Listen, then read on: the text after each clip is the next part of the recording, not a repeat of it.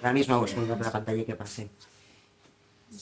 Decía Carl Jung, ¿no?, que conozca todas las teorías, domine todas las técnicas, pero al tocar un alma humana sea apenas otra alma humana.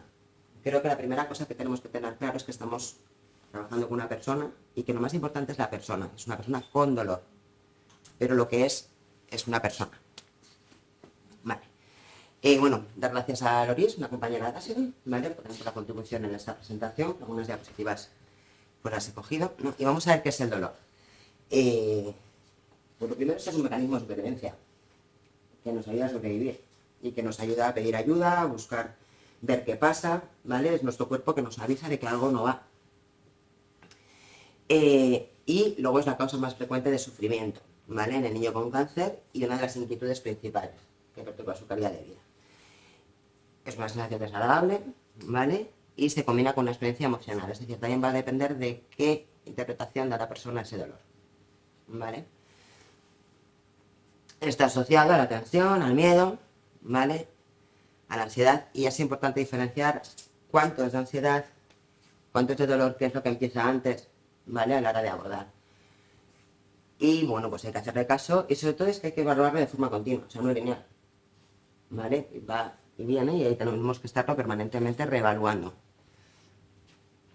El dolor en los niños con cáncer procede de los tratamientos, procede de los procedimientos diagnósticos, de la propia enfermedad, ¿vale?, según el tipo de cáncer que tengan. Y sobre todo, una de las cosas que más llama la atención es que para ellos era el peor aspecto de la enfermedad, ¿vale?, el dolor que tendrían en los tratamientos y en los procedimientos diagnósticos. La cuestión es que es una naturaleza compleja, el dolor. O sea, aparte de esto, influyen otra serie de factores, ¿vale?, que vamos a tener que tener en cuenta en el abordaje. Existen muchos mitos sobre el dolor infantil, ¿vale? Algunos, mira, que aparece el último de todo, que dice experimentar dolor hace al niño más fuerte, ¿no?, le proporciona recursos de afrontamiento en el futuro. Bueno, pues antes de, ¿no?, la sangre con letra, la letra con sangre entra, ¿no?, pues al final era como, así te endureces, ¿vale? La realidad es que no se endurecen y encima no se habitúan a la experiencia, ¿vale? Las ganancias asociadas al dolor, ¿no?, como premios, más horas de juego, ¿no?, es decir, bueno, ¿qué beneficio secundario, ¿no?, el que se queja para obtener un beneficio, ¿no? A ver, si hay personas que simulan tener dolor para tener un beneficio, ¿vale?, ya hablaríamos de una simulación, pero cuando estamos hablando de niños con cáncer, ¿quién no está simulando el dolor? ¿Vale? ¿El dolor se debe sentir igual todos los días? Pues tampoco, ni dentro del mismo día. Si el niño dice que tiene dolor pero parece que no tiene, entonces no necesita alivio. Bueno, pues eso como todo, hay gente que en ese sentido lo expresa más de una forma, hay gente que lo va a expresar más de otra, hay gente que aparentemente tú le vas a ver y dices, no, si no se queja, ya, pero que no se queja no significa que no le esté doliendo, significa que no se queja, ¿vale? ¿Los opioides son analgésicos te causarán una adicción? Pues en principio no. Van ajustados, ¿no?, al dolor y a las terminaciones del dolor, ¿no? Los niños no son capaces de describir o explicar su dolor. Bueno, los niños lo expresan. Te lo van a poder explicar o describir en función de la edad que tengan, del desarrollo, de las habilidades que tengan, pero te lo van a expresar. Y te lo expresan como pueden, ¿vale? Los bebés no experimentan dolor porque su sistema nervioso no ha madurado, pues también lo expresan. Te vas a pinchar a un bebé y te va a quitar para que no pinches, ¿vale? Y luego, el dolor es o físico o emocional. No, realmente van juntos, ¿vale? Además se retroalimentan, es como un baile. O sea, la respuesta y expresión de los niños al dolor, pues va a depender de todo esto. Es decir, de qué tipo de dolor. No es lo mismo el dolor que sienten cuando les pinchan, que el dolor de una punción, que el dolor por la propia enfermedad, ¿vale? La efectividad del control del dolor, es decir, si la medicación que reciben realmente les sirve o no les sirve, si los hábitos que tienen les sirve o no les sirve para gestionar el dolor, si el ejercicio que realizan les sirve o no les sirve a la hora de control del dolor, ¿vale? La duración del episodio del dolor, no es lo mismo un episodio agudo, muy cortito en el tiempo, que un episodio igual menos agudo pero más mantenido en el tiempo. La respuesta de los demás al dolor, ¿vale? Y esto es una de las cosas a hablar con la enfermera, porque una de las cosas más difíciles, ¿no?, cuando están con el dolor también es un poco la respuesta del entorno, ¿no?, en este caso la respuesta de los padres. A veces se meten en un bucle y se retroalimentan, ¿vale? La edad, la etapa de desarrollo, la personalidad, ¿vale? Es que cada niño también es diferente, o sea, y les vas a ver que responden de forma diferente, ¿vale? El estrés o la ansiedad que tenga el niño, es decir, el niño es sostenido a nivel emocional, ¿cuánto miedo tiene? Porque si yo tengo mucho miedo, lo que hago es tensar. Si tenso, al final me duele más, ¿vale? Bueno, esta es ansiedad de los padres, las experiencias previas, ¿vale? Y eso va a tener también cuáles son sus experiencias, qué ha pasado. Bueno, pues por ejemplo, un niño de 7 años, ¿qué ha pasado cuando estaba aprendiendo a andar en bici? Bueno, en algún momento se ha podido caer. ¿Cómo gestiona el dolor? ¿Qué experiencia tiene él? ¿Vale? La percepción de la enfermedad o del dolor, ¿cómo se percibe? ¿Cómo se gestiona? ¿Cómo se piensa? ¿Cómo en esa familia, cómo se trabaja el tema de la enfermedad? ¿Es un tabú? ¿No se habla? ¿Hay que normalizar y entonces no se habla? Se habla, se normaliza, se valida la emoción, ¿vale? El tipo de afrontamiento, ¿vale? Que realicen. Vale. Y aquí os ponía del sufrimiento al afrontamiento, ¿vale? Es decir, al final, yo os introduzco una cosa que es evaluar, ¿no? El sufrimiento, no solamente el dolor. Es decir, a mí cuando me pinchan me va a doler. Aquí a todo el mundo si nos pinchan, cuando te pinchan te duele. Pero ese dolor puede ser puntual o se puede convertir en una experiencia de sufrimiento, ¿vale? Y en esa experiencia de sufrimiento vamos a evaluar la percepción del tiempo. En los hospitales en líneas generales el tiempo pasa lento, son aburridos, por definición, los hospitales, ¿vale? Los tiempos de espera se hacen largos, ¿vale? Y eso es lo que vamos a estar evaluando. ¿Cuál es su grado de sufrimiento? También cuando va al hospital. ¿Cuál es su grado de sufrimiento ante las pruebas diagnósticas, ante los procedimientos? ¿Vale? No solamente si la punción al hacerse le duele o no, porque eso ya sabemos que duele, sino toda la experiencia asociada, cuál es su grado de sufrimiento. Y ahí lo que trabajamos es esas amenazas y los recursos, ¿vale? ¿Cuál es su percepción de amenaza y cuáles son los recursos que tiene para afrontar? Entonces, sabéis, ¿no? Ahora muchas veces cuando tú vas, tú les ves con la tablet, con el móvil, ¿vale? Sí, emplea la distracción. Pero la cuestión es, yo me estoy distrayendo porque realmente estoy empoderándome y aprovechando y diciendo, bueno, el tiempo que yo tengo que esperar voy a ver cómo lo gestiono y aprovecho este tiempo para hacer algo que me resulte agradable. O simplemente busco distraerme para evitar. La postura y de dónde se hace es muy diferente, ¿vale? Entonces, os decía al principio, ¿no? El factor que es complejo, que existen diferentes factores. Tenemos por un lado los factores biológicos. El tipo de dolor, el control analgésico, la duración del dolor, el efecto, el impacto que tiene, ¿vale? El procedimiento que se emplea, el nivel del dolor, ¿vale? A ver, si nosotros pudiéramos medir el dolor con un termómetro, ¿vale? Nos daría una medida. Y otra cosa va a ser la percepción subjetiva que tenga la persona del dolor. Es decir, nos podemos encontrar situaciones en las que el dolor medido con un termómetro sea de 5 y la percepción subjetiva de la persona sea de 7 o que sea de 3. Y vamos a trabajar en el umbral de percepción del dolor, ¿vale? No es diferente a no, es que lo aguanta hasta 7. No, es que realmente lo percibe como 5. O lo percibe como 7 o lo percibe como 3, ¿vale? Los factores sociales, la respuesta a los demás, ¿vale? La cantidad de actividad que realice, física, ¿vale? Los aspectos culturales que puedan influir. Hay culturas en las que, o familias en las que la cultura es que hay que aguantar, hay que ser fuerte, ¿vale? Pues el que no lo aguanta, pues no encaja en esa cultura familiar. ¿Y qué quiere todo niño? Encajar en la cultura familiar, pues aguanta. El lenguaje y la comprensión, ¿vale? La toma adecuada de medicamentos, es decir, la adherencia al tratamiento es muy importante y el cómo ellos emplean la medicación para el dolor es importante. Que la vean como un recurso que tienen para afrontar el dolor y para gestionar el dolor y para controlarlo. Vale. Las expectativas que tienen del manejo del dolor a nivel familiar. ¿Vale? ¿Cuáles son las expectativas de la familia? Porque fijaros, a nivel social, la expectativa es que el niño con cáncer tiene que estar sonriendo todo el rato. Y como no, es que tiene que estar sonriendo y dices, bueno, ¿Tú antes de que tuviera cáncer le pedías que estuviera todo el rato sonriendo? No, pues después porque sí. Les estás invalidando otra serie de emociones que son necesarias en la vida. El soporte social que tengan y luego si hay un apoyo social versus un tratamiento. ¿Vale? En factores ambientales, claro, si hay estimulación, no hay falta de estimulación. Es decir, si yo tengo más estímulos que captan mi atención.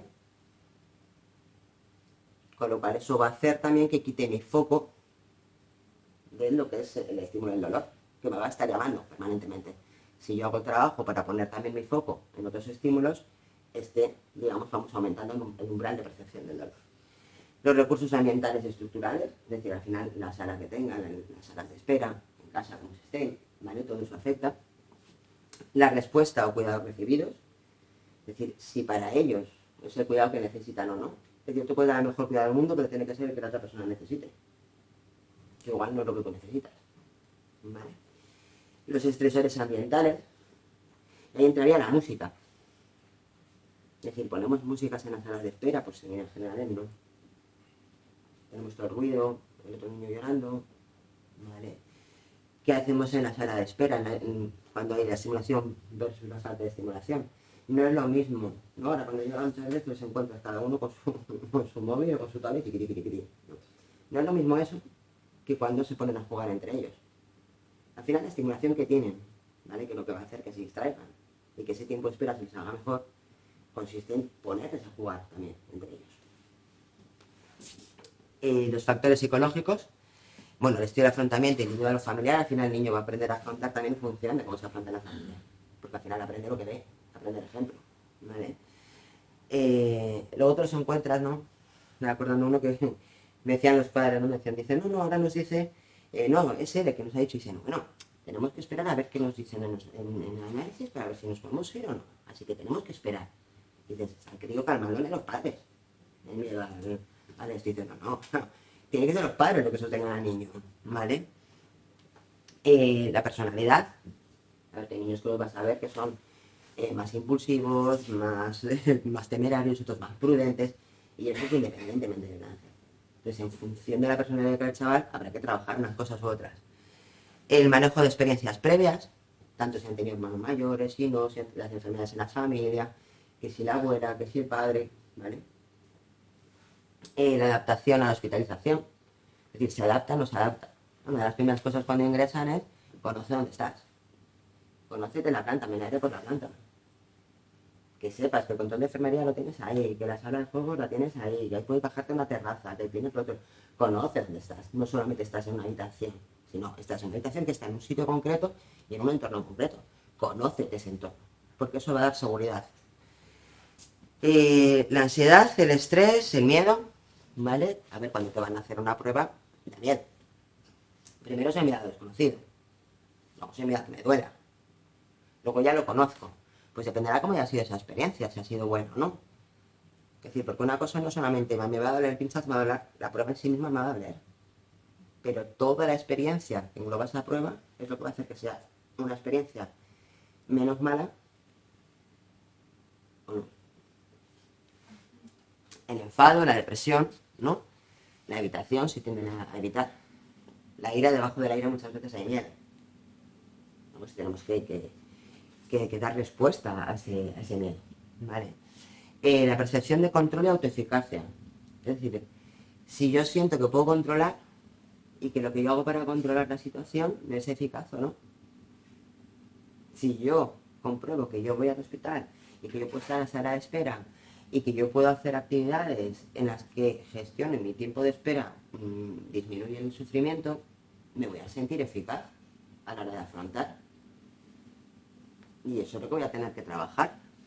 La vulnerabilidad y la resignación. Es decir, todos somos vulnerables. Aunque esté muy mal visto socialmente, pero realmente todos lo somos. Y el aceptar esa vulnerabilidad no tiene nada que ver con la resignación, sino precisamente la fortaleza muchas veces surge de esa vulnerabilidad y de aceptarlo. ¿Vale? Pasamos. Bueno, en lo que es la evaluación del dolor, bueno, pues tenemos diferentes escalas, ¿vale? bueno, podemos bien por escalas, bien por cuestionarios, bien por autoinforme. Siempre va a ser importante lo que la persona nos cuente de lo que está sintiendo. Y luego, aparte, lo podemos medir, ¿vale? Con los niños, bueno, pues la escala cuestionario que utilicemos dependerá de la edad que tengan, ¿vale? De la madurez, de la capacidad, ¿vale? Y normalmente vamos a emplear el contraste, tanto a ellos como a los padres, ¿vale? Tanto a ellos como a los profesionales. A veces va a dar una respuesta ajustada y otras veces pues unos te van a decir me duele 3 y otros te van a decir pues yo creo que me duele 5. ¿Vale? Entonces a mí le preguntamos, tenemos las escalas de rostros, de dolor, la escala facial afectiva, ¿vale? Que evalúa también el impacto que tiene. Es decir, a mí me duele 3, pero cuando a mí me duele 3, yo me siento así, ¿vale? La escala de Ucher, que evalúa la intensidad, el termómetro de dolor. Luego para otros, bueno, pues la escala frutal en el agua, ¿no? Que al final es también medirte el dolor. Pasa, por fin. Tenemos cuestionarios de dolor, ¿vale? Que pues evalúan el dolor, pues evalúan el afrontamiento del dolor, ¿vale? Porque al final no solamente cuánto te duele, sino qué haces tú cuando te duele, ¿vale? En la escala de dolor pediátrico y adolescente, y el instrumento de evaluación del dolor pediátrico. Pues, aquí ya les van poniendo que ellos dibujen dónde, perdón, me puedes dar para atrás, es que al tocar, dibujen dónde les duele, ¿vale? Cómo se sienten, cómo describen ellos su dolor, ¿vale? Si es agudo, si no es agudo, si es como agujas, si es caliente, ¿vale? Realmente cómo es tu dolor, ¿vale? Bueno, luego tenemos lo de las caritas, ¿vale? Digamos que la más sencilla es un poco la del termómetro y con las caritas para que ellos la pongan, ¿vale? Luego nos tenemos que meter a evaluar más en profundidad. Pasa, por fin. Y luego tenemos la observación de la conducta. Vale, en la observación de la conducta, normalmente se pasa al de al lado, ¿vale? A los padres, en niños que en principio, pues 0 un mes, de 1 mes 3 años, y en niños más mayores también, ¿vale? Y consiste en que anoten las conductas qué ocurre cuando tiene dolor, cómo actúa, cómo se comporta, ¿vale? ¿Qué gestos? Pues eso es lo que se va notando, ¿vale? Pasa. Y tenemos las estrategias de abordaje del dolor. Está la farmacológica, la fisiológica, el movimiento, ¿vale? Y las estrategias psicológicas. Realmente son las 3, o sea, no podemos quitar una de ellas. Si pensáis cuando una persona le opera en el codo, bueno, se ha roto, sin más, cuando le quitan la escayola tiene que volver a la rehabilitación. Cuando empieza a moverlo, le duele. Pero claro, le tiene que doler para poder volver a recuperar la movilidad. Pero de primeras le duele. ¿Qué tendemos todos a hacer con el dolor? Uy, no lo muevo, porque me duele. Entonces hay dolores que dicen, bueno, pues lo tienes que afrontar para que recuperar esa movilidad. Claro, así. Bueno, claro. Fijaros, bueno, aquí quiero enseñaros una cosa importante. Tal y como está puesto, ¿no? Sería un poco decir, bueno, ¿qué hacemos cuando tiene un procedimiento médico, ¿no? Vale, dices, vale, evaluamos adecuadamente, ¿qué gestión, no? Trabajar la gestión emocional, del miedo, la ansiedad, el estrés, ¿no? Ante esa prueba médica, prepararle para esa prueba médica, ¿vale? Sería explicarle en qué consiste, qué va a hacer, qué tiene que hacer él, qué puede hacer él, ¿vale? Él o ella, vamos, para colaborar. Claro, generar experiencias de dominio. Hablaríamos de sentimiento de percepción de control, de eficacia, ¿vale? Que sienta lo que sí depende de él, que lo pueda controlar, ¿vale? Técnicas de afrontamiento, que ya estaríamos trabajando el afrontamiento activo, ¿vale? Y, claro, una cosa importante que es procesar la experiencia, ¿vale? Y luego, bueno, pues efectivamente fomentar un rol activo, es decir, frente a un rol pasivo, frente a la enfermedad, un rol activo de lo que él pueda hacer él o ella. ¿Para qué es procesar la experiencia? Para integrar y que no se genere una experiencia de trauma. Y procesar es al final qué es lo que ha ocurrido, qué es lo que ha pasado, ¿vale? ¿Qué me ha ayudado, qué no me ha ayudado? ¿Vale? No te imaginas, es que claro, tenemos que poner en su mente, ¿no? Te imagínate un crío de 5 años que está pasando por uno, ¿no? crío de 5 años, ¿no? Que dice, no, no lo expresan, sí, pegan unas patadas impresionantes. ¿Vale? Pero claro, tú imagínate que tienes 5 años, vas al médico con tus padres, que son las figuras que te tienen que proteger. ¿Vale? Y tus padres de repente se alían con unos, que son los médicos, otros adultos, que tú no conoces de nada, y están todos aliados para sujetarte a ti y pincharte. ¿Cómo te puedes sentir? El sentimiento de pérdida ahí es enorme. ¿Mm? El sentimiento de pérdida ahí es enorme. Traicionado. Claro. Que estos dos que me tienen que proteger están aliados con estos que me están pinchando. ¿Qué narices no hacen estos dos diciéndoles a estos dos que no me pinchen? Me siento desprotegido, me siento traicionado. Me siento, vamos, acosado porque, claro, están todos sujetándome para pincharme. Nadie me ha explicado ni me ha preguntado. Que me hayan explicado. El error de no explicar. Claro, entonces, el sentimiento es de traición. Aparte del dolor físico, es de traición. Y de vosotros dos que me tenéis que proteger, encima estáis aliados con estos, para sujetarme a mí para que estos vengan y me hagan daño. O entiendo muy bien que ese daño, que ese pinchazo, que es la prueba médica, es necesario. ¿Y para qué es necesario? Y me lo tienen que explicar a mi nivel. ¿Vale?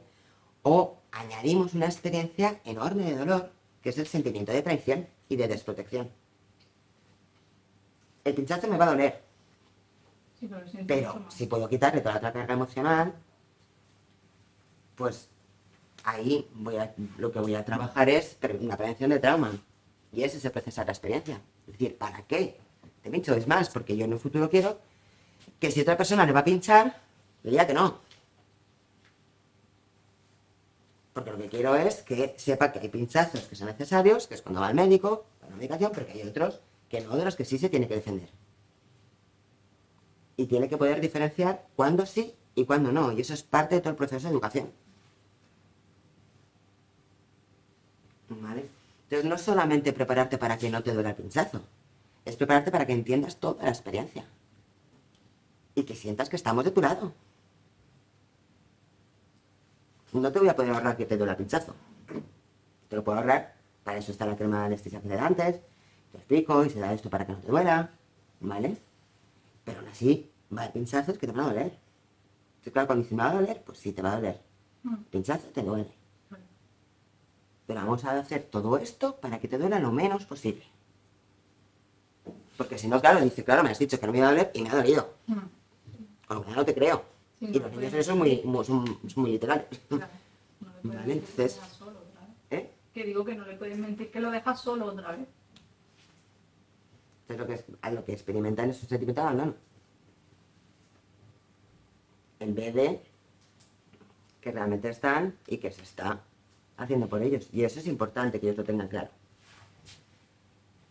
Porque claro, dices, lo expresan. Sí.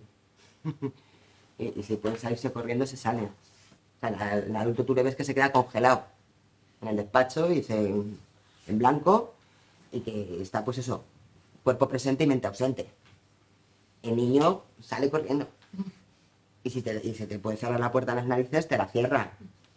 Y se siente mal, porque efectivamente no quiere dañarte. Pero en ese momento sí siente mucha rabia porque tú eres el enemigo que le vas ahí a sujetar para agredir.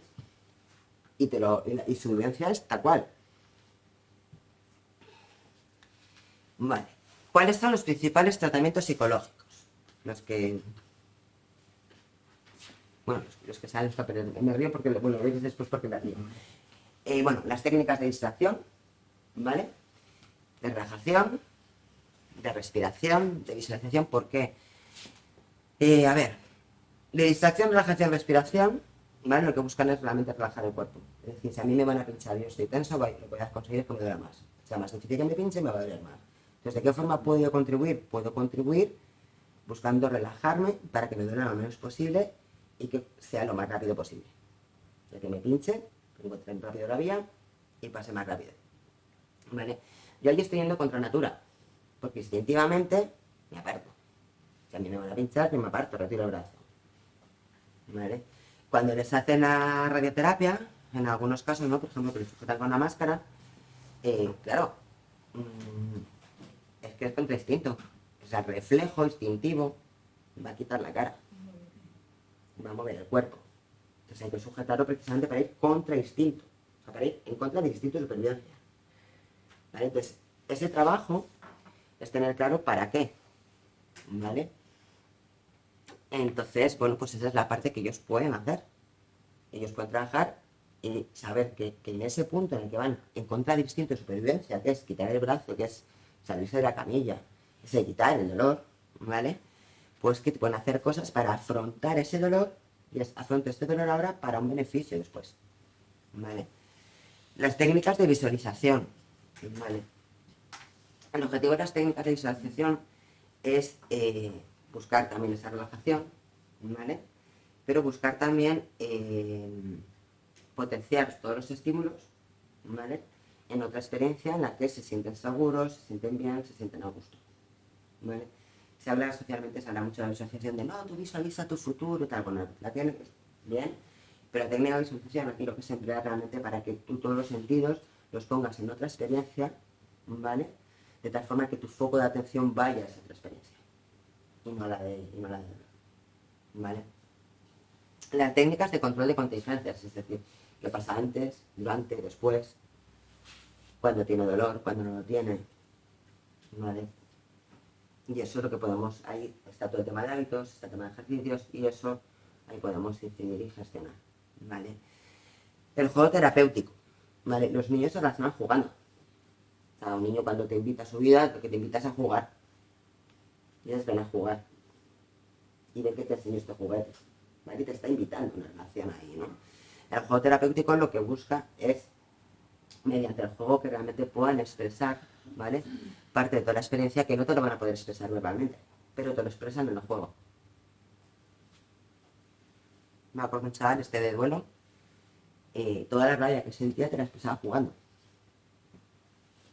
Y al final el Playmobil se iba a cargar al hermano, que era el que había nacido justo cuando diagnosticaban al padre. Entonces toda la rabia, como había procesado, te lo expresaba jugando. Y a través del juego elaborabas que el hermano era apoyo, no era el qué, pero a través del juego. La arteterapia. A ver, cuando tú estás dibujando, tú estás ayudando, ¿vale? A que, digamos, tu foco esté centrado en una actividad, ¿no? De hecho, la distracción, más que el móvil o ver una película que está de una forma pasiva, el dibujo hace que tú estés de una forma activa. Estás construyendo y estás creando, ¿vale?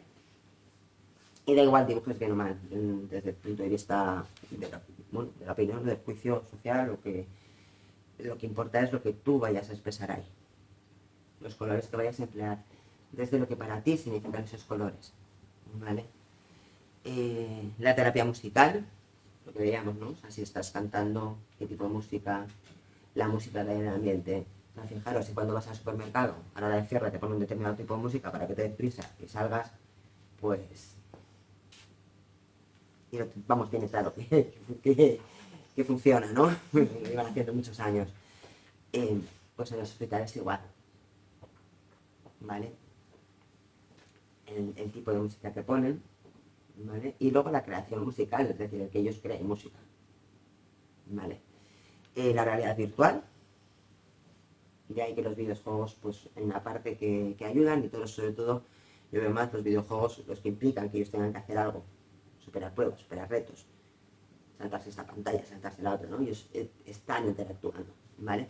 También una de las cosas que ayuda ahí es, que bueno, eso no sería realidad virtual, pero los videojuegos, es el juego en línea. De tal forma, muchas veces están ingresados y están jugando en línea con sus amigos al mismo videojuego, ¿vale? El neurofeedback y el biofeedback, ¿vale? No voy a meter en ello, ¿vale? Pero al final lo que buscan es la autorregulación, ¿vale? Mediante el entrenamiento. Estaría también todo lo que es la coherencia cardíaca. Entonces lo que van a estar trabajando con lo que es todo el tema del nervio vago, ¿vale? De la estimulación nerviosa y que vayas entrenando, ¿vale? Para mantenerte relajado en situaciones de más tensión. ¿Vale? Y luego otra cosa, que bueno, muy abajo, que era la educación, ¿vale? Que muchas veces se nos olvida que una parte muy importante de todo el manejo del dolor es educar en lo que es el dolor, educar también en qué forma parte de la vida, educar en qué dolores podemos evitar, cuáles no, cómo afrontarlos, ¿vale? Y eso, pues bueno, pues muchas veces se da por hecho, pero a veces, bueno, pues damos por hecho cosas que no deberíamos dar por hecho. Y luego, yo os ponía esto y por eso me reía antes, ¿no? Unos fundamentales que también se olvidan, ¿no? Que es la relación con nosotros, con los iguales, con los familiares, con los profesionales. Es decir, tú puedes emplear la mejor técnica del mundo, que si no generas una buena relación, no va a funcionar, ¿vale? Si no confían, no va a funcionar. La empatía y la honestidad. Es decir, al final, lo que tienes es que estés ahí, que estés acompañando. Vamos a decir, no, no toca darle un pinchazo, sí, sí te va a doler, ¿vale? Pero voy a estar aquí, voy a estar a tu lado, vamos a hacer esto, vamos a hacer otro, ¿vale? La comunicación ajustada a su nivel, ¿vale? No es lo mismo hablar con un adolescente que hablar con un crío de 5 años, que hablar con un bebé. La ayuda a afrontar, ¿vale? Una de las cosas que más, pues, cuando son más adultos, adolescentes, te expresan es claro, muchas veces se sienten victimizados, ¿no? Al final es como, pobrecito que tiene cáncer, fíjate lo que está pasando, pero realmente no se sienten comprendidos. Y dicen, joder, es que no me apetece sentirme victimizado, no me apetece, ¿no? La mirada esa de lástima, ¿vale?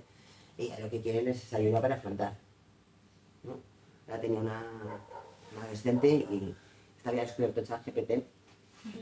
A ver, conmigo hay dos tipos, ¿no? Es que hago el trabajo y le pido a ChatGPT que lo haga y que lo presento, ¿vale? Y bueno, pues está descubierto es que joder, puedo preguntar dudas, todas las dudas que tenga y me las responde, ¿vale? ¿Por qué? Porque igual siento vergüenza al preguntarlo, porque se supone que tendría que saberlo, pero pues no lo sé, no lo he aprendido, porque ha habido años, ¿no? En el que hay un impacto en todo el rendimiento escolar y también en lo que aprenden. Entonces dice, claro, yo esto no lo puedo preguntar, porque claro, ¿qué van a pensar? Entonces está la parte de vergüenza. Entonces, bueno, pues estás en abierto del cielo, porque yo le puedo preguntar lo que sea, que no me va a decir, eres tonta, no lo sabes, tendrías que saberlo.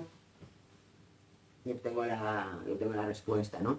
Entonces, claro, al final es que quiero ser una más. Y eso es lo que, y al final lo que buscan es esa ayuda para afrontar, ¿vale? Y luego el consuelo. Pero a ver, el consuelo, la compasión no es el compadecimiento, sino la compasión real. Y la compasión lo que realmente es la empatía en acción, es lo que mueve a aliviar el sufrimiento de otra persona. Haces algo para aliviar el sufrimiento. No solamente puedo decir que hago algo para aliviar el sufrimiento. ¿Por qué? Porque me duele. Porque te importa, te duele. Y eso muchas veces no se recoge ni en los artículos, y al final es la base de la creación, ¿no? Que realmente te importe, ¿vale? Y luego os ponía otra frase de Javier Barbero, es el oncólogo, que luego no lo ha gastado, luego sigue, ¿no? De político aquí. Pero bueno, esta frase es como si oncólogo es mala paz, ¿no? Y fijaros, porque es importante lo que dice, ¿no? Dice, cuando estamos en medio del sufrimiento, somos corresponsables no solo de mirar sus causas, ¿vale? Sino también la actitud frente a él.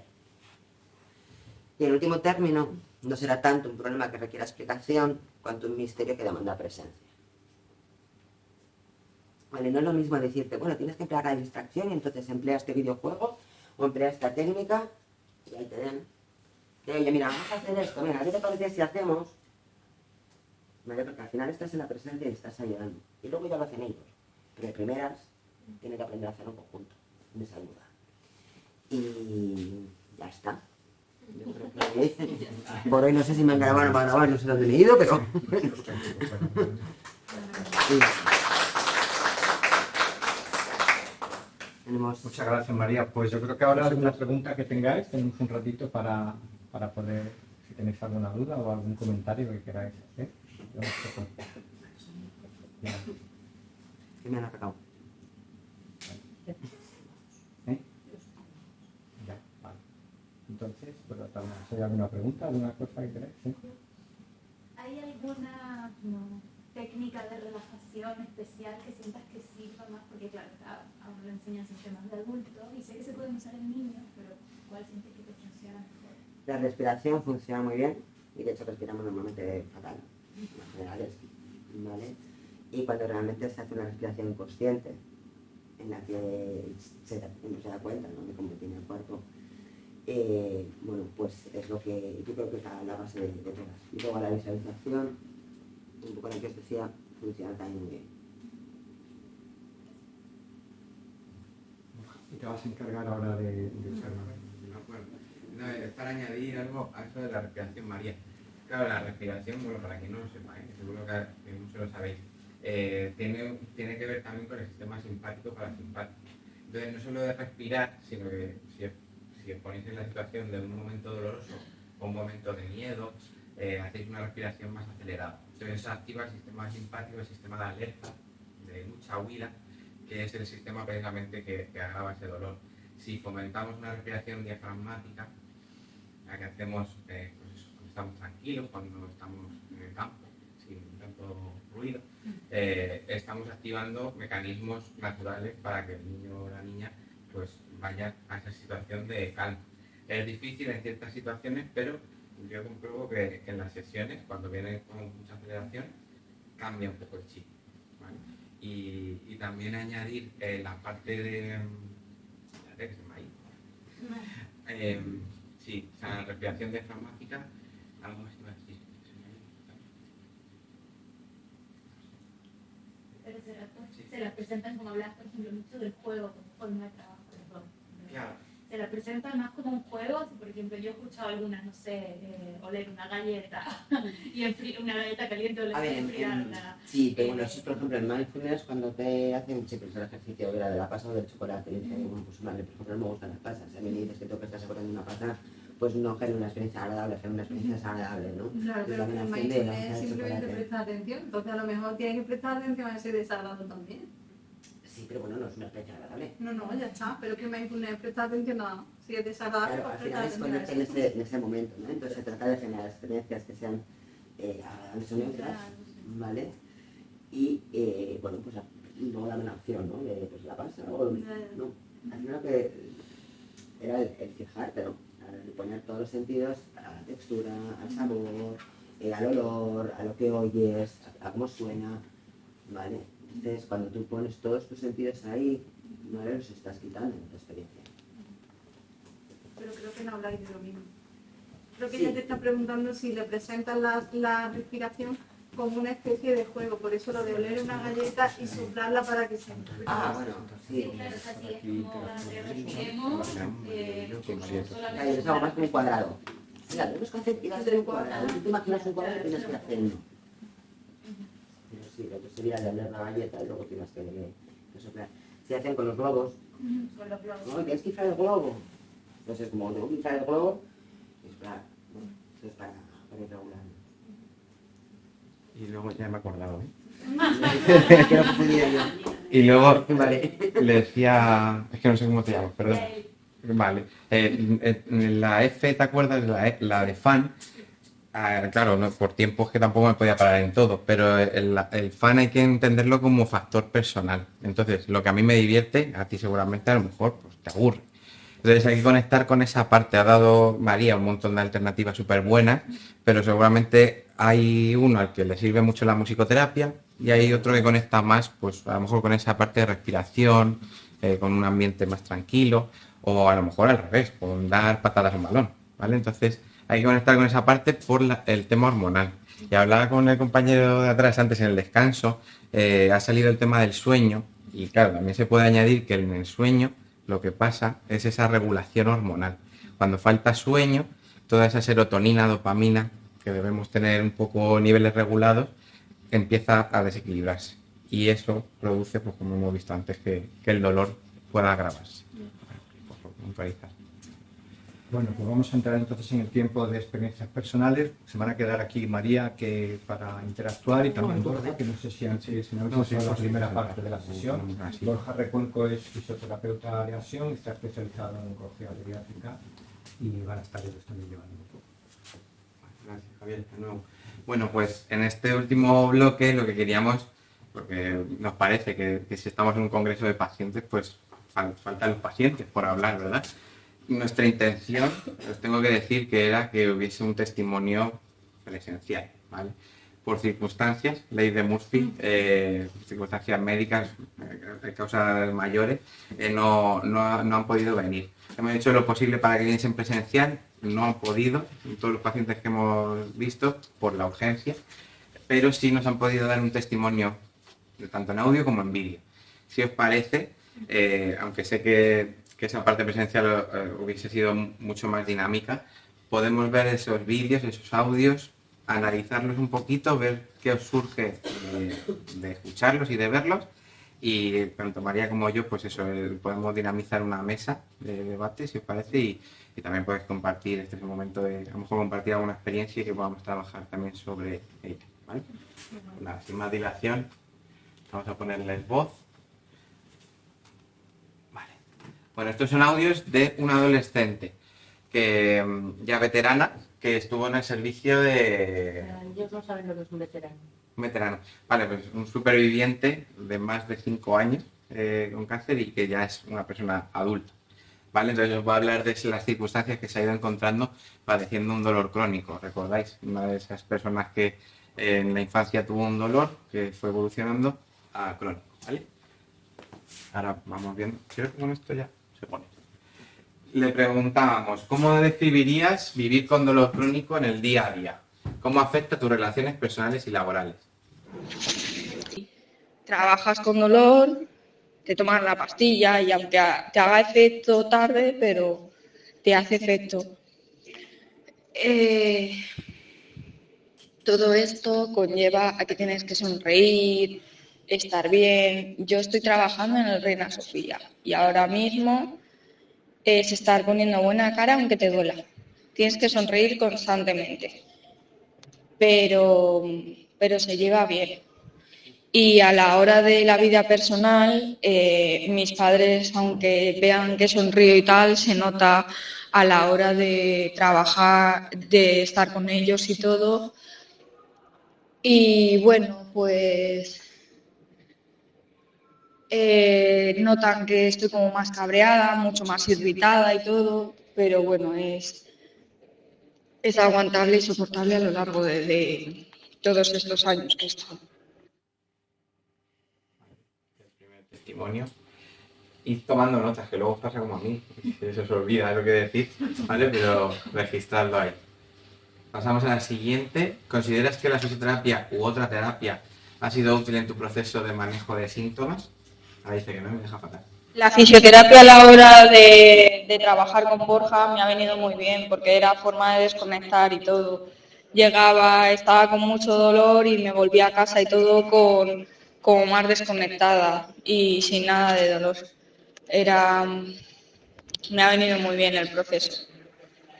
Y se notaba a la hora de los síntomas y todo, que volvía y luego a la hora de trabajar y todo, muy, muy, muy, muy bien. Suerte, que ha ido bien.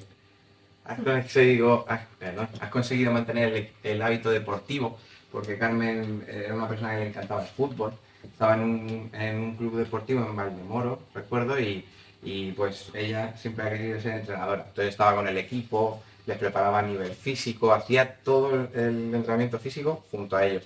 Entonces, claro, una de nuestras prioridades era mantener esa actividad física. ¿Has conseguido mantener el hábito deportivo en tu proceso de manejo de dolor crónico y calidad de vida? El trabajo del museo me quita mucho, mucho, mucho tiempo. O sea, cuando me toca el turno de mañana tengo las tardes libres, pero como mucho pido fisio con Inunion cuando tengo los bonos y voy. Y si no, pues tengo que pagarme un fisio. Y cuando me toca 11 horas, esto es casi todos los días, porque ahora que están en huelga los de información y los de educación, casi todos los días estoy doblando, entonces no tengo casi tiempo. Vivo casi prácticamente más en Vallecas con mi novio que en Valdemoro con mis padres. Cuando voy a Valdemoro voy literalmente a prepararme comida para toda la semana para cuando tenga que doblar tener comida preparada y todo lo demás. Pero si no es un real coñazo y todo. O sea que prácticamente vivo en Nueva Numancia. Básicamente mi vida está casi más en Madrid que en Valdemoro. El fútbol he tenido que dejar, la fotografía también.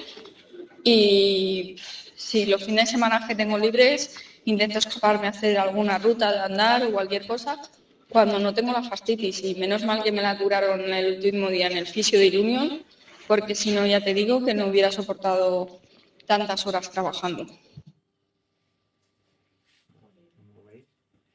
La vida luego va cambiando, ¿vale? No sé si paramos aquí y analizamos o vemos el siguiente testimonio. ¿Qué preferís? ¿El siguiente? Vale, bueno, el siguiente tiene que ver obviamente con dolor. Hablamos, este era un contexto adolescente cuando lo tratamos, y en el siguiente vais a ver una familia, pues, de una niña de 12 años, ahora 12 años, la tratamos antes con 9, ¿vale? Y van a dar su testimonio, tanto la madre como la paciente directamente. Entonces se ponen con esto. Hola, soy la mamá de Irene. La operación más complicada fue la extirpación del tumor. Subió a la habitación con epidural, que le daban un bolo de rescate cada vez que tenía dolor, cada hora. Y bueno, estaba más o menos controlado, pero cuando nos dieron el alta a casa, después de los 4 días siguientes, nada más quitarle la epidural, no se la quitaba ni con ibuprofeno, ni con paracetamol, ni con tramadol, que fue lo que nos mandaron en casa. La niña tenía muchísimo dolor, de noche y de día, le daban muchísimos pinchazos, pegaba brincos en la cama cada vez que le daban pinchazos. Tenía vendada la pierna desde los deditos del pie hasta la ingle, con lo cual no podía bajar la pierna, no podía andar en muletas, solo en silla de ruedas o cogiéndola nosotros en brazos. También hacía que le dolía, todo esto hacía que le doliese más la espalda y la pierna, por supuesto. Hasta el primer mes no le empezó a disminuir el dolor. Luego también conllevó a que se le quedó el nervio ciático punzado y se lo tuvieron que liberar, porque no sentía ni los deditos del pie, ni podía subir ni bajar el pie. Se le quedó totalmente equino. Tuvo también un aparato antiequino, pero con tal que la pusieron de pie e intentaba apoyar o doblar la pierna, veía las estrellas, no podía. Lloraba muchísimo, se tenía que volver a sentar. Entonces, claro, cuanto más tiempo esperasen para la rehabilitación o más tiempo tardara en movilizar, más le iba a doler. Fue hasta los 3 meses después de la operación, no logró conseguir los primeros pasos. Pero bueno, a día de hoy está muy bien. En febrero de este año le frenaron el crecimiento de la pierna derecha para compensar, porque lleva una alza mismo de 3 centímetros y tuvo dolor, pero no tanto como en esa primera. Pero yo creo también que mi hija se ha acostumbrado a algún tipo de dolor que ha cronificado por algún motivo, porque ella de normal le duele la pierna, le duele la espalda, le tiene que doler muchísimo para quejarse o para pedirme algo de analgesia. Ella tiene un umbral de dolor ya bastante alto, encima para la edad que tiene. Y poco más contar. Yo creo y espero poder ayudaros en todo lo que podamos. Gracias. Hola, me llamo Irene, tengo 12 años. A los 6 me detectaron un osteosarcoma en el fémur izquierdo. Mi madre me llevó al médico porque notaba que me dolía muchísimo la rodilla, sobre todo que notaba que se me metía el hueso de la rodilla hacia adentro. Pero el dolor más fuerte empezó cuando me operaron. Cuando me operaron notaba un montón de pinchazos y un montón de dolor, pero los pinchazos eran súper fuertes y súper constantes, no me paraba ni un rato de doler. Por más que me metían medicación, no me paraba de doler, al menos me calmaba un poco, pero me seguía doliendo. Luego aparte también, como me dolía mucho, me pusieron una epidural y la manejaba yo como de un botón y cada vez que me dolía, pues como que la apretaba. Y entonces pues la epidural me molestaba, pero la pierna me dolía un montón.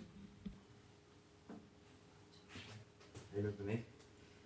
Creo que, bueno, Masí y Extremis han dado mucha información y como veis es una suerte que los jóvenes ahora, con una cámara delante, se explican tan bien.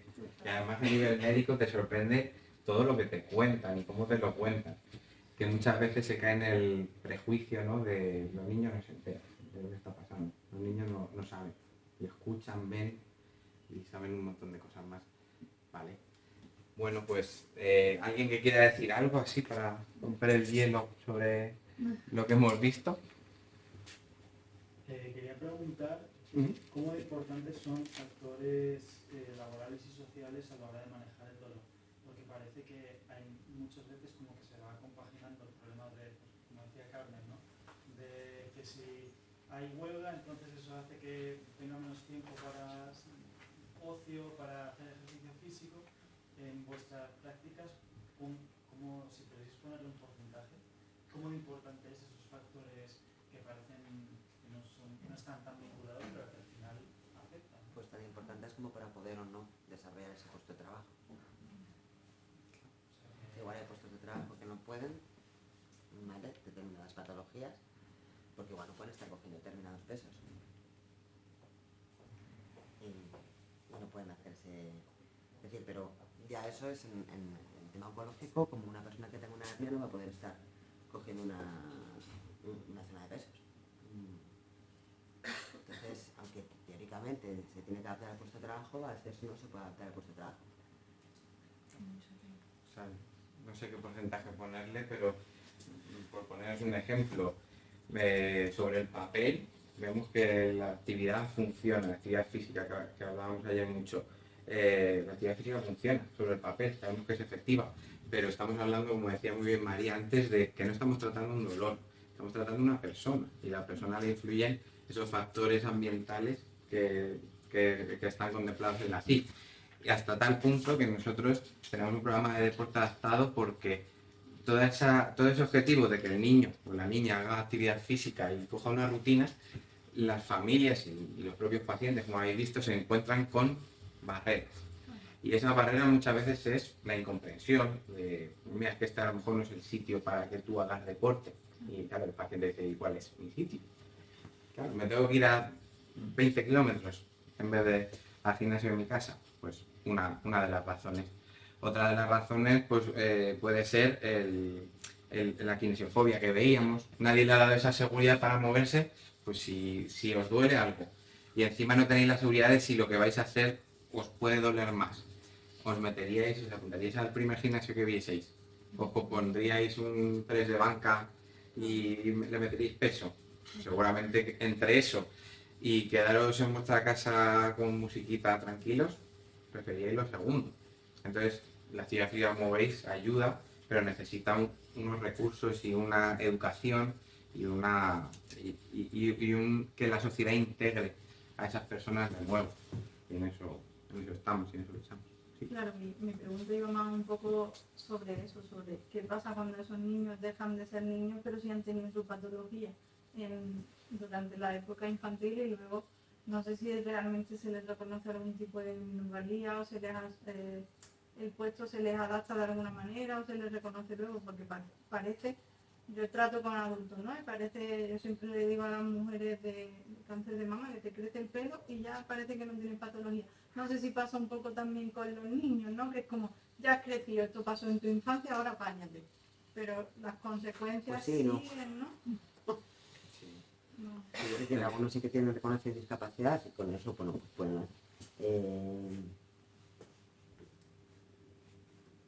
pueden tener ciertas, ¿no? Adaptaciones para ellos y otros no. Yo creo que tienen la parte negativa de las dos partes, de las dos caras. O sea, por un lado, ¿sabes? De que un seguro médico diga, no, como tú has tenido cáncer de niño, yo no te cojo, ¿vale? Porque entonces vas a tener no sé qué, tal, tienes estos riesgos y entonces no me interesa, ¿vale? Como asegurador, ¿vale? A la parte de que muchas veces sí van a tener la incomprensión. A ver, a veces son cosas que dices, bueno, pues ya le ponía, ¿no? O sea, Maricano también se le veía el cambio de vida, ¿no? Decir, bueno, pues Sí. qué paso de estar viendo con mis padres, estar viendo con mi pareja, a, claro, que ahora estoy trabajando, tengo unos turnos de mañana, los de tarde, ya no me da tiempo a hacer las cosas, tal, vale. Hay un tema también de decir, bueno, pues de cuál es el ritmo de vida que llevamos, ¿vale? Eso era por un lado, pero yo estaba pensando en una paciente que dices, ella no nota cada vez que tiene que correr. Entonces, cuando va a coger el tren y se le escapa, Es que no puede. cuando ella se intenta correr, no puede. Y eso Vale. se reconoce como, o sea, No, como ella tiene su discapacidad, pero claro, ya ahí no nota, entonces ahí conecta con toda la enfermedad Guau, con toda vuelve, esta ¿no? enfermedad. Entonces dices, claro, hay una parte que es, si no haces ejercicio, tienes vida sedentaria, lógicamente si vas a correr, no puedes. ¿Por qué? Porque normalmente no corres. No te da el fuelle, ya está. Pero también hay otra parte que es que ya le radian un justo en toda esa zona. Que ya por mucho que vaya a correr no va a poder tener ese fuelle del que tú hablas, claro. Va a poder recuperar fuelle utilizando otras zonas del pulmón. Entonces, claro, dices, hay una parte que sí tiene que ver con la enfermedad, hay otra parte que tiene que ver con los hábitos que lleve de vida sedentaria, ¿vale? Pero efectivamente sí tenemos que tener claro que hay una parte que tiene que ver con la Se enfermedad. recupera, claro, que eso no es una consecuencia. Hay efectos secundarios que están y que lo que pasa es que sí que se pueden, digamos, minimizar al máximo para que ella efectivamente pueda correr, pueda recuperar, pueda tal, pero digamos, la zona que quiere quedar radiada es zona quemada. Sí, añadir ahí, si os vais a la experiencia que nos contaba Irene, que os habla de la parte más hospitalaria, claro, que esto lo tengo que decir. ¿Qué pensáis? ¿Hubo una buena intervención de rehabilitación? Yo asumo, de fisioterapia. ¿Cómo creéis que fue la intervención de fisioterapia en el hospital? ¿Alguna vez habéis ido a una rehabilitación estando ingresados por una operación? Bueno, mi madre ha ido a la rehabilitación y en Andalucía por lo menos es pésima la atención. O sea, hay como 15 pacientes a la vez, tú tienes tu tablita o tu maquinita de tus 10 minutos y el control es bastante poco. En otro lado ya no lo sé. Se va por objetivos. De hecho, yo estuve trabajando en la emergencia del COVID y me decían que los pacientes necesitaban el alta cuando pudiesen caminar al baño. Caminar al baño. O sea, daba igual el tiempo, daba igual las circunstancias, si ese paciente todavía estaba pues, con el pánico de haber estado muchas semanas en la UCI. En estos casos, si conocéis algún paciente familiar que haya tenido prótesis de rodilla, pues el mismo protocolo sirve en rehabilitación para Irene, porque ha tenido pues, una intervención en la rodilla por un osteosarcoma. La misma, contextualizando, pero los fisios y los rehabilitadores tienen las mismas pautas. Si dobla 120, es una rodilla funcional. Claro, ¿qué pasa? Que es que esa rodilla, como comentaba, antes del diagnóstico incluso esa rodilla se metía hacia adentro. O sea, ya había una alteración funcional. Esa rodilla en la operación, bueno, en su caso no hubo radioterapia, pero lo que comentaba, la radioterapia quema y altera el ADN celular y también la han abierto, ha habido una cicatriz, esa cicatriz la recordaré siempre, pues una cicatriz oncológica. ¿Por qué? Porque también es un tejido con veneno, o sea, con una quimioterapia neoadyuvante y adyuvante para reducir el tumor y también para evitar posibles recidivas. Entonces, claro, no es una rodilla que le valga con 120, encima no es una rodilla, es Irene. Entonces, esa vivencia que ha tenido, pues si el paciente recibe nada, esto, yo a mis alumnos de máster de fisioterapia oncológica se lo digo, es que nos han educado a ser, ¿veis Futurama? Sí, Vender, sí, a doblar. sí. O sea, es que lo único que hice, no lo único, pero prácticamente lo que priorizaban en el hospital era doblar. Que se mueva, ¿no? Que se O sea, mueva. como sea. Sí, como un mecánico. Esto lo hemos dejado, el cirujano lo ha dejado así. Ahora tienes tú que doblar y si dobla, el alta. Y hay muchas cosas detrás. Hay una emoción, hay un conocimiento que a lo mejor hay que reeducar o educar y hay un físico pues que va más allá de que doble o no la rodilla. Carmen necesitaba el fútbol, necesita el fútbol más allá del tema físico que hablábamos, conecta con el fútbol de una manera pues emocional, social. Pues esa es la parte que se pierde también. ¿Alguna cosa más? Sí. ¿Y el osteosarcoma se puede curar? El el osteosarcoma se puede curar. A ver, en cáncer pediátrico en general hablamos de un 80-85%. Los osteosarcomas no tienen, o sea, cada diagnóstico es diferente y se trata de una manera diferente y hay diferentes estadios, como en todo proceso oncológico. Pero es verdad que muchas veces lo decimos, que el cáncer infantil no es una enfermedad, es un conjunto de patologías, ¿vale? No es lo mismo un osteosarcoma que un tumor del sistema nervioso central, que una leucemia. Entonces, hay una supervivencia alta. El tema es que al haber un mejor tratamiento médico, una innovación médica y haber más supervivientes, ahora se ha mirado más allá. Bueno, ahora. Sacaba yo ayer a un oncólogo, Giulio Diangio, que hablaba en 1975 ya de que no valía solo con curar. Y él ya veía pues, pacientes que decía, sí, han superado ese tumor, han superado ese cáncer, son unos supervivientes, 5 años, pero como os comentaba antes, son pacientes que tienen el doble de posibilidades de tener enfermedades crónicas y enfermedades graves que pongan en riesgo su vida. Y es que a nivel psicológico veía que en estudios que se han hecho en supervivientes, el 80-90% lo que afirman es que están bien, se encuentran bien. Pues lo típico, ¿no? Si os pregunto qué tal estáis, bien. Aún teniendo una semana estresante, aún teniendo un montón de cosas que hacer, todos están bien. Pues el estudio lo que afirmaba es que de ese 80-90% que decían que están bien, había una prevalencia mucho mayor en hermanos y pues, gente sin haber pasado la enfermedad, de su misma edad, había el doble de prevalencia de padecer ansiedad, depresión, intento de suicidio. Claro, hablamos de un riesgo para la vida, de un estado emocional que aunque en apariencia, eso lo decía Carmen en el primer audio, se ponen una máscara, igual que nos ponemos todos. Se ponen una máscara y siguen su día a día porque tienen que trabajar, porque quieren estudiar, quieren hacer la vida lo más normalizada e integrada posible. Yo creo que también lo que comentabas del tiempo. Hay tratamientos que son más costosos, linfomas quizás, o los tipos de tratamientos. Hay cirugías que son más suaves, más finas que otras, pues en los tumores óseos. Entonces, un tumor óseo tiene un tratamiento de 2 años y todo va bien. Igual que una leucemia, no es lo mismo estar 4, 5, 6 meses que estar 2 años. Entonces, lo que nosotros hemos visto es que en nuestra experiencia se ha pasado en cáncer infantil a una supervivencia muy alta, porque estamos hablando de un 81-82%. Y veníamos de un 50, de un 40, ha sido brutal. Pero se están viendo ahora todas las secuelas. No las conocíamos porque los niños no sobrevivían. Ahora los estamos conociendo porque afortunadamente sobreviven. Por eso ahora ya no se habla de supervivencia, se habla de supervivencia y calidad de vida. ¿Cuál es la calidad de vida que va a tener este superviviente a los 5, a los 10? Y ahora estamos trabajando mucho en que existan consultas de seguimiento al superviviente, al largo superviviente.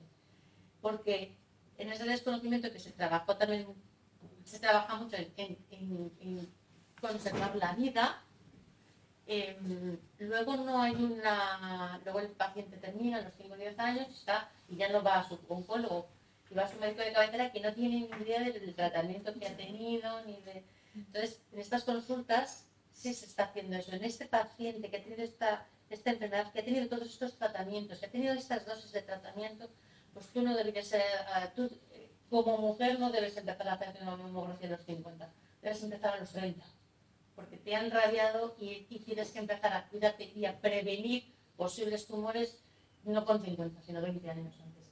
Y esto es en lo que nos estamos enfocando ahora. Pero todavía no se lleva a cabo. Ahora mismo en Madrid hay 4 hospitales de referencia en oncología pediátrica y 2 tienen consulta. Y el tercero empieza a finales de este año, principios del que viene. Y el objetivo sería que todos lo protocolizar algo así, ¿no? De que fuera un servicio más de lo que se está... Sí, que a lo mejor los screening para mujeres que hubieran estado radiadas en la infancia fueran antes, ¿no? Que se es que si yo no he recibido radioterapia va a ser evidente que se tiene de oquimio. Pero si he tenido 3 tratamientos y o donde me han radiado va a ser... Las secuelas van a ser diferentes a largo plazo. Luego, se tiene que personalizar. Vale. Pero la responsabilidad caería en el paciente, porque es que le estamos dando una responsabilidad a los pacientes. No, lo que hacen estas consultas es facilitarle al paciente ese informe con Vale. todo lo que ha tenido para Vale. que pueda ir Vale. a su médico de cabecera y tenga esta información Vale. y pueda derivarle a los especialistas convenientes. Ok. Pero si hay una parte que la responsabilidad última sí es del paciente. Sí, pero por Le ejemplo, tienes que facilitar. claro, sí, y estáis de acuerdo, pero por ejemplo ayer estábamos hablando en la jornada pre-congreso de muchas cosas que recaen en el paciente, como por ejemplo que sepa que en este hospital hay un medicamento que en el que él está tratando no. Claro, y ahí estamos dándole algunas veces el testigo a las Estamos personas. pasando de la Jolín, pelota. Es distinto. Claro, por eso digo que si se facilita ese informe, yo entiendo que se lo tenga que llevar mi médico al cabecera, guay, porque soy yo la que tiene que facilitar mi información. Pero te la tiene que Pero, facilitar. claro, pero que sea un informe, que no sea estar recabando información. Que es lo que se estaba haciendo hasta ahora. Claro, por eso te pregunto si recaería, porque madre Pero mía. ahí también es muy importante la labor de las asociaciones de pacientes, En ¿no? ello Que estamos. sepan esa información, claro. Claro. Bueno, os presento a Carmen Pombar, es trabajadora social y coordinadora general de Acción. Qué bueno. Pues bueno, tiene una cierta información privilegiada. Pues yo creo que hemos llegado hasta aquí. Piensa, Nuestra... pero un segundo, piensa que cuando hablamos de los efectos a largo plazo, Sí, ¿no?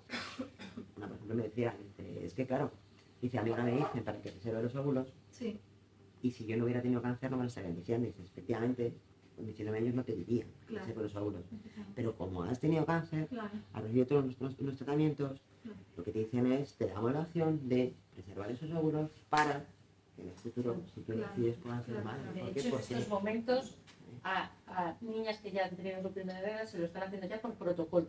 O sea que antes no formaba parte del protocolo y ahora ya ha sido así. antes de empezar. qué Entonces bueno. ahí estás previniendo. Qué bueno, porque tengo pacientes que saben que tienen cáncer muy jóvenes y cuando han querido llegar a la preservación le han dicho, o empiezas con quimio o preserva óvulo. Tú decides, pero estás en riesgo. Entonces, qué bueno que se haga con niñas Con tan 15 años a ti, o sea, Claro. si quieres ser madre, pues puedes decir o sí o no, pero con 15 Ya. años. Ya, Por eso Con ya se 19. hace ya, por protocolo. Así. No, puedes tener una idea, puedes tener un Claro, deseo, claro, pero no es algo concreto. pero no una decisión, evidentemente. Entonces, por lo menos es Una que cierres una posibilidad de dar puerta, libertad, ¿no? De alguna manera así. darte la puerta, que luego, oye, pues Qué bueno. si decides, se puede hacer la fecundación y bueno, puede salir o no, pero por lo menos Claro, pero abrir, tiene abrir opción, puertas más que claro. cerrarlas, ¿no?